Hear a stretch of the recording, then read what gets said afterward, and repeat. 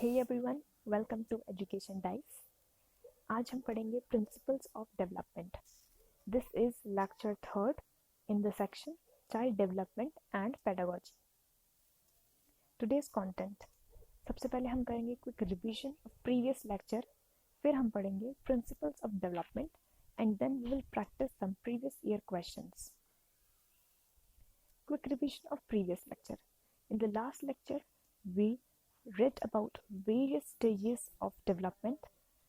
हमने ये भी पढ़ा कि अलग अलग domains of development क्या हैं, and we practiced some previous year questions.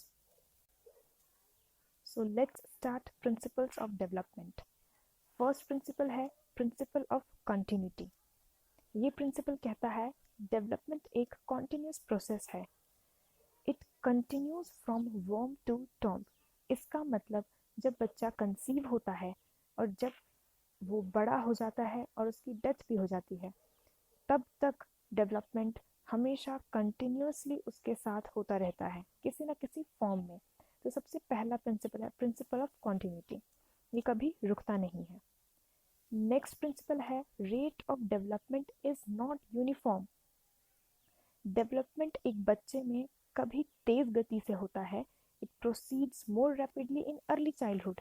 ये हमने पिछले लेक्चर में भी पढ़ा था कि अर्ली चाइल्डहुड में डेवलपमेंट फास्ट होता है। Sometimes it is slow and sometimes it is fast.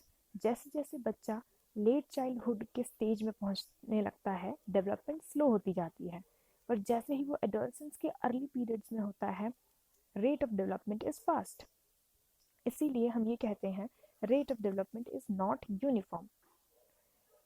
Next principle है principle of individual differences. Child grows at his own pace. ये हमने कई बार पढ़ा है। हर बच्चा अपनी खुद की गति से सीखता है। कई बच्चे फास्ट लर्नर्स होते हैं, कई बच्चे स्लो लर्नर्स होते हैं। इसका मतलब हर बच्चे की एक अपनी स्पीड है कोई चीज़ सीखने की। उसी तरह डेवलपमेंट भी हर बच्चे में अपनी गति से होता है। The next principle is uniformity of pattern. Development follows a definite sequence. Development हर किसी में एक definite sequence में होता है. For example, language development follows a definite pattern. हम जानते हैं कोई भी बच्चा कोई भी भाषा यूं ही नहीं सीख लेता। सबसे पहले बच्चा किसी भाषा के अक्षर लिखना सीखता है, उन्हें पढ़ना सीखता है, धीरे धीरे वो शब्द बनाना सीखता है। इसी तरह धीरे धीरे एक डेफिनेट सीक्वेंस फॉलो करते हुए वो पूरी भाषा सीख लेता है। इसीलिए हम कहते हैं uniformity of pattern is a principle of development. Next principle is development proceeds from general to specific. The response of a child are general before he learns to give specific response. एक बच्चा कोई specific response देने से पहले उस चीज़ का एक general response देना सीखता है। जैसे कि हम एग्जाम्पल देखकर सीखते हैं। The child waves his hands in general before he learns two point in a specific direction. जब एक छोटा बच्चा अपनी माँ की तरफ इशारा करना चाहता है तो वह बचपन में सबसे पहले यूं ही हवा में हाथ हिलाता है। हम देख के नहीं बता सकते कि बच्चा क्या कहना चाह रहा है, क्योंकि बच्चे को शुरू में पता ही नहीं होता कि किसी एक इंसान की तरफ कैसे पॉइंट करते हैं, पर पहले वो जनरली हाथ हिलाता है यहाँ वहाँ। जब वो धीरे धीरे उसको पता चलता है कि मुझे इस तरफ इशारा करना होगा तभी मुझे मेरी माँ पास आएगी, तो इस तरह वो पॉइंट करना सीखता है। Next is principle of developmental direction.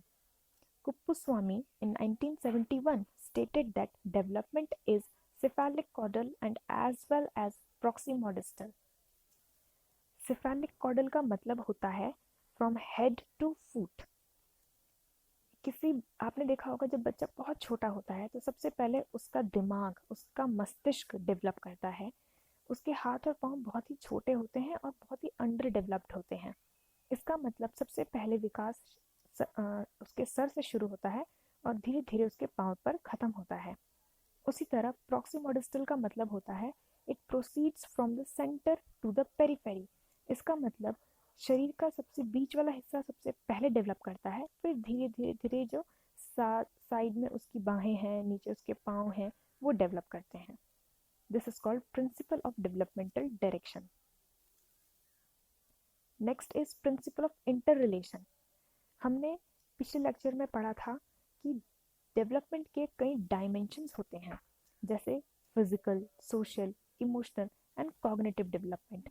ये सभी डोमेन्स ऑफ डेवलपमेंट एक दूसरे से रिलेटेड होते हैं और एक दूसरे पर इंटरडिपेंडेंट होते हैं। कैसे? अगर कोई बच्चा फिजिकली अंडर डेवलप्ड है, सपोज करिए उसके हाथ पांव सही तरह से विकास नहीं कर पाए हैं, तो उसे सोसाइटी में जाने में थोड़ी सी हिचकिचाहट होगी। अगर उसे सोसाइटी में हिचकिचाहट होगी तो वो इमोशनली वीक होने लगेगा। और अगर कोई बच्चा इमोशनली वीक है तो आप खुद समझिए वो पढ़ कैसे सकता है, वो सीख कैसे सकता है। अगर ये सारे डोमेन्स ऑफ डेवलपमेंट अच्छे से विकास नहीं करेंगे तो आप खुद बताइए कि एक बच्चे के अंदर पूरा डेवलपमेंट कैसे होगा। Next is development is predictable. Development का जो रेट है उसे देखते हुए हम बता सकते हैं कि उस बच्चे में पूरा विकास कब तक हो जाएगा।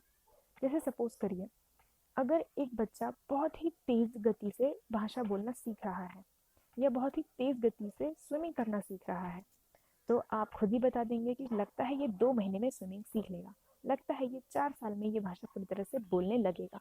ये आपने कैसे बताया? क्योंकि आप उसकी रेट ऑफ डेवलपमेंट देख के प्रिडिक्ट कर सकते हैं, अनुमान लगा सकते हैं कि ये कितने जल्दी सीखेगा। इसे कहते हैं डेवलपमेंट इज प्रिडिक्टेबल। लास्ट है development is spiral and not linear. आप देख सकते हैं यहाँ पे एक स्पाइरल बना हुआ है। अब बच्चा कभी भी एक दिशा में सीधे डेवलपमेंट के रास्ते पे नहीं जाता है, वह कुछ समय तक उस डेवलपमेंट को अपने अंदर कंसोलिडेट करता है। इसका मतलब उस डेवलपमेंट को स्ट्रॉन्ग बनाता है, अच्छे से बैठाता है, उसमें ढल जाता है, तब वो अगले डेवलपमेंट की तरफ बढ़ता है। चलिए इसको इस तरह समझते हैं। बच्चा फर्स्ट क्लास में गया, उसको नई चीज़ें सिखाई गई, 1 साल तक वह उसी क्लास में रहा, उसने वही चीज़ें सीखी और उन्हीं चीज़ों को अच्छी तरह से सीखा। अभी वो स्पाइरल के सबसे निचले हिस्से में है। अब आई बारी सेकंड क्लास की, वो स्पाइरल के सेकंड स्टेप में बढ़ता है, वहाँ वो और चीज़ें सीखता है, उसी स्पाइरल के उसी लेवल पर एक चक्कर काटता है, मतलब वही सारी चीज़ें अच्छे से सीखता है, तब जाके वो अगले लेवल की तरफ बढ़ता है। इस तरह एक ही प्लेटफॉर्म पे चक्कर काटते काटते वो धीरे धीरे आगे बढ़ता है और एक स्पाइरल की दिशा में उसकी डेवलपमेंट होती है। आशा करती हूँ आपको सारे प्रिंसिपल समझ में आ रहे होंगे। चलिए अब कुछ प्रीवियस ईयर क्वेश्चंस अटेम्प्ट करते हैं। पहला क्वेश्चन है 2011 के क्वेश्चन पेपर से। Individual learners differ from each other in principles of growth and development, rate of development, sequence of development, general capacity for development. अनुमान लगाइए इसमें से सही उत्तर कौन सा है। आप पॉज करके क्वेश्चन अटेम्प्ट कर सकते हैं। The correct answer is rate of development. सभी बच्चे में रेट ऑफ डेवलपमेंट डिफरेंट होता है। Next question is again from 2011. Development is a never-ending process. This idea is associated with principle of interrelation, principle of continuity, principle of integration, principle of interaction. हमने पढ़ा था first principle होता है principal of continuity, जिसमें हमने देखा था कि डेवलपमेंट जो है इट कंटिन्यूज फ्रॉम वॉर्म टू टॉम। तो इसका करेक्ट आंसर है option number 2, principle of continuity. आइए एक और क्वेश्चन देखते हैं, ये भी 2011 से है। Human development is based on certain principles, which of the following is not a principle of human development. इसमें से कौन सा प्रिंसिपल ऑफ डेवलपमेंट नहीं है? कंटिन्यूटी है, सीक्वेंशियलिटी है, जनरल टू स्पेसिफिक है, reversible. No, development is not reversible. तो इसका करेक्ट ऑप्शन होगा option 4। Let's attempt one more question. 2015. Which one of these is not a principle of development? इसमें से कौन सा प्रिंसिपल ऑफ डेवलपमेंट नहीं है? तो आप देख रहे हैं कि कितने इंपॉर्टेंट क्वेश्चंस आए हैं प्रिंसिपल ऑफ डेवलपमेंट से। Development is influenced by both heredity and environment. Development को heredity and environment both influence करती है। Development is modifiable. डेवलपमेंट को हम मॉडिफाई कर सकते हैं। Development is governed and determined by culture alone. Development को सिर्फ और सिर्फ कल्चर ही अफेक्ट करती है। इसका मतलब जो डेवलपमेंट होगी वो आपके कल्चर से रिलेटेड है। Development is life long. Pause करिए और इस क्वेश्चन को अटेम्प्ट करिए। चलिए इसका आंसर देखते हैं। The correct answer is development is governed and determined by culture alone, क्योंकि हमसे पूछा गया not a principle, and this is not a principle of development. Thank you very much ये लेक्चर देखने के लिए। अगर आपको ये लेक्चर पसंद आया हो, आपके लिए थोड़ा भी यूजफुल रहा हो, तो इस वीडियो को लाइक करें, चैनल को सब्सक्राइब करें और इस वीडियो को शेयर करें। इंपॉर्टेंट नोट्स के लिए educationdice.com को विजिट करें। Thank you so much.